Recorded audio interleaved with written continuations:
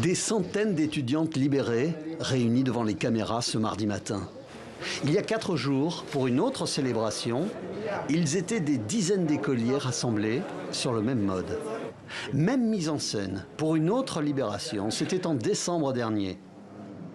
Le scénario de ces enlèvements était immuable. Intervention surprise de groupes armés dans les salles de classe, puis disparition dans la brousse. Immuable également, le théâtre de ces enlèvements, le nord du pays.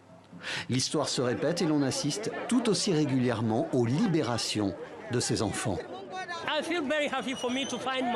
Je suis heureux de retrouver mon fils. Je suis reconnaissant envers Allah pour l'avoir mis à l'abri. Depuis 2014 et les exactions de la secte Boko Haram, ces enlèvements sont très vite passés du terrain idéologique à celui de réel business. Les gouverneurs des États concernés par ces enlèvements payent des rançons et décrètent des amnesties en échange de ces libérations.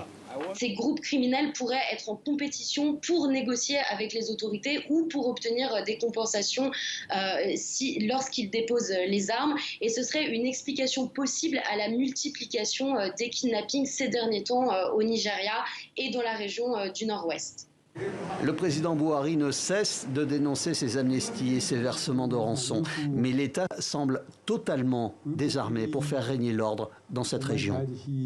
Donc le business va continuer. Il y a quand même un vrai problème de l'action de l'État, où je pense que tout n'est pas fait non plus pour que ces zones soient sécurisées. Pourquoi aussi? Parce que le nord du Nigeria, il faut le dire très franchement, c'est l'endroit très pauvre du Nigeria, et la réalité, c'est que ce sont des zones qui rapportent pas grand-chose. La semaine dernière, ici, dans cette zone de non-droit, 42 personnes, dont 27 lycéens, ont été capturées. Difficile d'envisager la fin des marchandages opaques.